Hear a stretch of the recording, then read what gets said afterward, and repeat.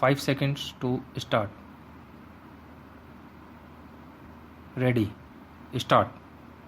In discussing the demands for grants of the Finance Ministry, we have got to see to what extent the administration of this particular ministry has led to the development of our national wealth and the securing of the welfare which our state claims to have in view.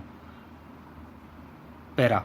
Madam, we must try to analyze very carefully the working of this particular ministry because it is not merely a department of the government, so to say, but it is the nerve center of the administration of the country. I would like first to refer to the role of foreign capital because in determining the manner in which the permission of capital issues has been granted by the particular administration, we should keep in our mind to what extent the interests of our nation have been served. I fully endorse the statement which the previous speaker has made so far as repatriation of the investments made by foreigners and of profits are concerned. We have dealt with this topic quite a number of times and I do not want to reiterate anything apart from only supporting what the honorable member who just now spoke said. Para change. I now like to deal with the investments of foreigners in India. Madam, the government of our country accepted the proposition that in allowing foreign investment, it should come in only in such industry and such form of production wherein our national investors will not come forward and in which technical skill is wanted. There is also one other factor which the industrial policy of our government of 1948 as adumbrated further in 1949 by the Prime Minister laid down. It specifically said that the control and ownership of such concerns should as far as possible be in the hands of Indian nationals and the technical know-how of our country should be developed.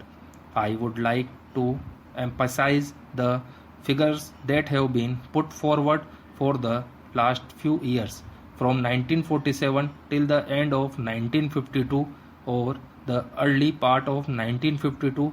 It has been reported that rupees 19 crore of foreign capital have been allowed to be invested in our country. Of that, practically more than rupees 6 crore have been allowed to be invested in managing agency and trading enterprises in our country. So far as the government policy is concerned, we find that a sum of rupees 4 crore has been allowed to be invested this year. We do not know how it is to be used up.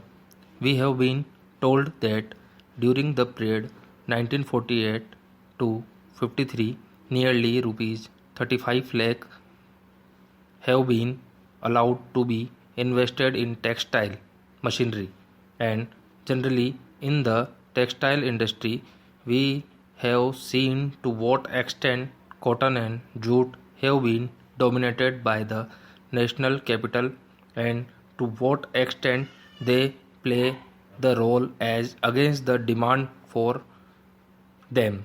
We know further what the government is doing in regard to these industries and how the Indian counterpart in these industries are behaving.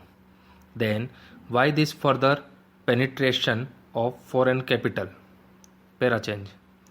Even in regard to the expansion scheme, we find that paint shops, electric fans, and machine tools are some of the industries where the government is allowed foreign interest to establish or expand their factories. It will adversely compete with the production of the country when the indigenous producers do not find any market in this sphere.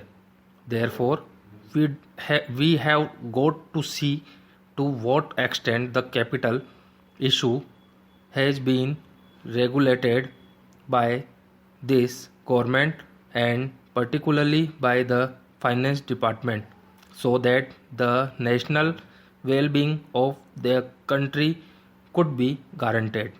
Parachange.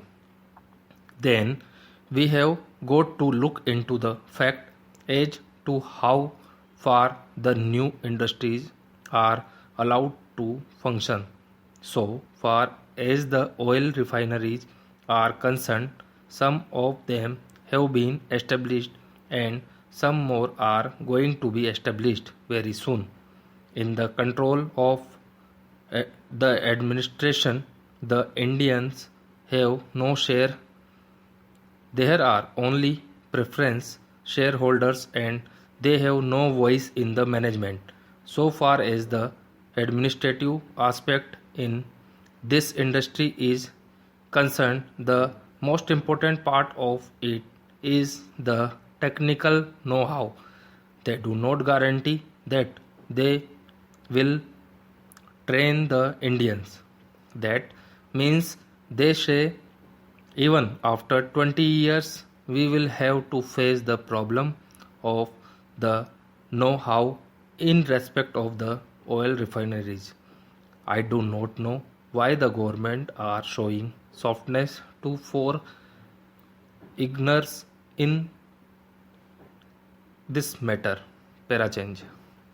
Then we have another investment in collaboration with the Indian chemicals industries for the manufacture of civil explosive. Here, as far as I have gathered only 20% is going to be Indian capital. The majority of the shares will remain with the Indian chemical industries. Nobody else has been allowed to make any investment. It would have been better if other companies and private individuals had been given an opportunity to purchase the shares. Parachange. In discussing the demands for grants of the finance ministry, we have got to see to what extent the administration of this particular ministry has led to the development of our national wealth and the securing of the welfare which our state claims to have in the view. Parachain. Madam, we must try to analyze very carefully the working of this particular ministry because it is not merely a department of the government, so to say, but it is the nerve center of the administration of the country. I would like first to refer to the role of foreign capital because in determining the manner in which the permission of capital issues has been granted by the particular administration, we should keep in our mind to what extent the interest of our nation have been served. I fully endorse the statement which the previous speaker has made so far as repatriation of the investments made by foreigners and profits are concerned.